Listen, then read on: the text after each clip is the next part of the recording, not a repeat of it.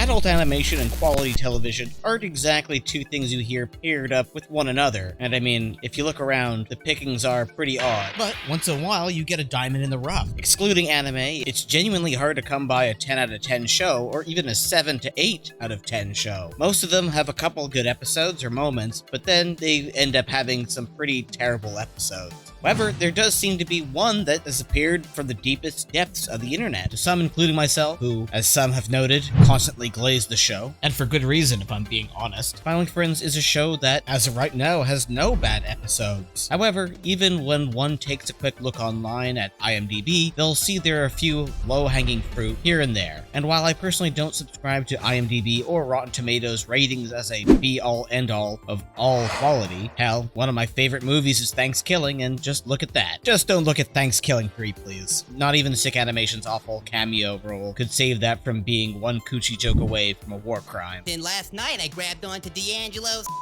brought it in my mouth, and held on for dear life.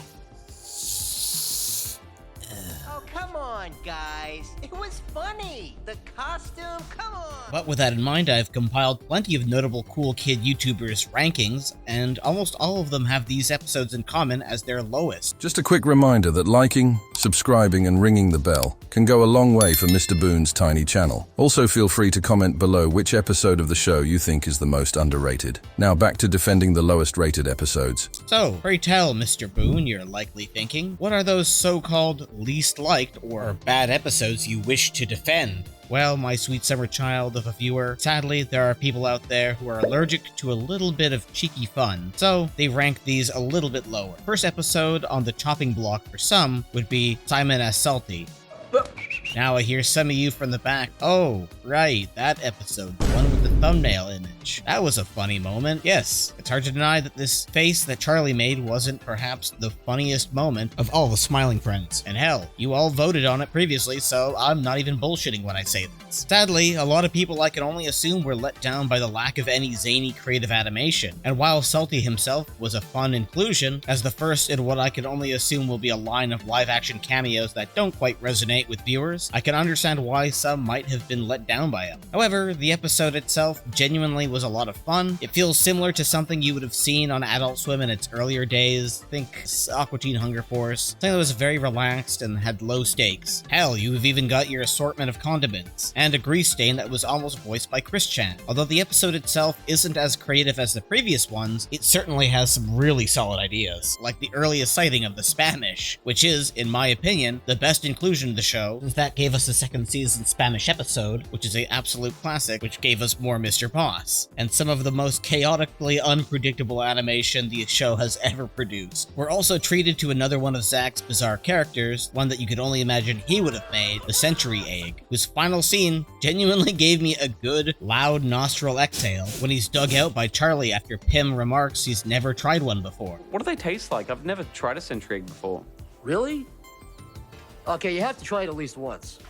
Now I even want to try a Century Egg. So yeah, a genuine solid episode. Perhaps not as ambitious as what came before it and after it, but honestly, a very fun episode that I see absolutely nothing wrong with. Next up, we've got the episode in which the boys go to Brazil, which honestly, checking its release is a tad sobering because it means we're almost certainly not getting a similar bonus episode this season. Oh, if they only knew how lucky they were to get this episode in the first place. This episode, above all others, is probably one that most would now openly say was great. Not because it was the most experimental visually, or because it had any unexpected cameos, but because it simply was a surprise bottle episode. If anyone is aware of how much people disliked the Kino episode of Breaking Bad, Fly, you can already imagine why people were upset with this episode, and bottle episodes in general, even though now people are thankfully starting to open up to the genius of that episode. Largely set in an airport in Brazil, with some minor backdrops showcasing the famous location, but other than that, the entire episode just centers around awkward conversations, ranging from Charlie scoffing at Alan for not knowing what the big Jesus is called, fault, and random locals awkwardly scaring Charlie half to death. Dude, when he fucking moved his arm, I thought he was gonna hit me. I thought he was gonna fucking punch me when he... Mind you, I only realized now that much of the criticism people had for season 2 was the same style of awkward, lingering conversational humor, so that's another reason the episode was likely given a hard time in reviews. However, me and many others actually appreciate this anti-humor that Smiling Friends tends to go for, and the majority of even Adult Swim and shows like Nathan For You. Yet if I were to take a guess at why the reviews were so low, it likely wasn't just because of the content of the episode, as if you were just binging the show's first season now, you wouldn't actually know this, but Adult Swim was actually promoting the episode as a big event episode. However, what we got instead was arguably better and far more in line with the mundane humor of the show. Even if episodes like Alan's Adventure would later exist, where Alan does in fact go on an epic adventure, however, where that episode had a hilariously mundane punchline at the end, this episode's punchline was its entire run. The joke was on all of us, which meant no Glep getting to see those sexy Brazilian girls. And now, last but definitely not least, final episode, which is the lowest rated, and I probably have the greatest hot take on defending, which is Mr. President. The episode that probably made me laugh the most in the entire season. Not only did it full-on Simpsons predict something completely unhinged that would happen in real life, but it was the first adult animated show I have ever watched that handled politics in a way that didn't make me cringe, but not the good kind of cringe, the bad cringe that feels even below SNL standards. Even if the episode wasn't exactly nuanced, Charlie's arc from enlightened centrist who doesn't care about politics to someone who ultimately learns having a say in politics does matter, especially when the punchline of the episode is that the single peon vote from Glep ended up winning Mr. Frog the election, which is pretty hilarious. Is Jimble disgusting? Yes. Is he somewhat exhausting as a character to watch on screen at times? Yes. Is he further proof that live action and animation combined began and died with Who Framed Roger Rabbit? F you, back in action is only fun because Brendan Fraser. Yes. But this was all by design. Even if Jimble was perhaps too grating for some, that was kind of the purpose of his character. Unlike Rotten the Snowman though, which most people hate but gave a pass because Dana Snyder is a god among men, Jimble sadly to some was just too gross to watch. And I can understand that to some degree, because if you were knee deep in chicken nuggies while watching this episode, you'd probably want to...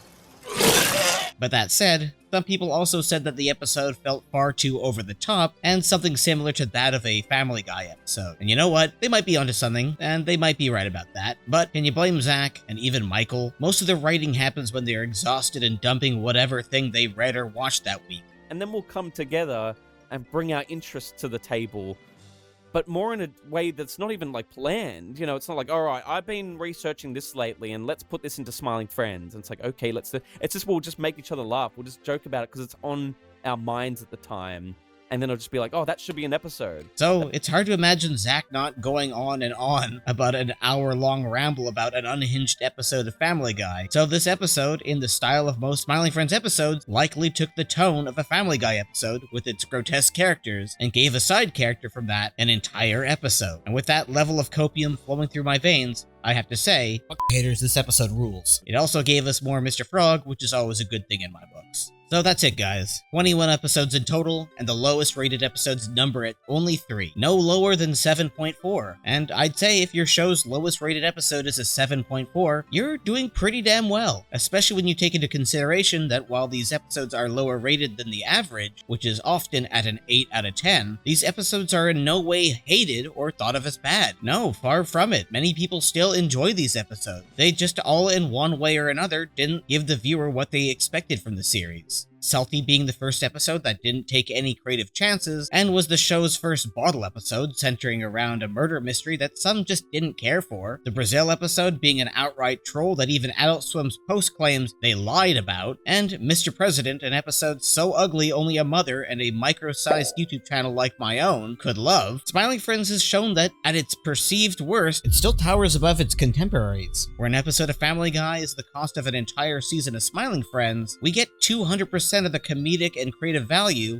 with even just one of the weaker episodes of the show. Just hoping that with all the criticism leveled at both Zach and Michael, the next season will be even better, and hopefully average at a 8 out of 10 for all episodes. Well, what do you think, guys? Did you like these episodes? Let me know below. I'd like to hear from you any way I can.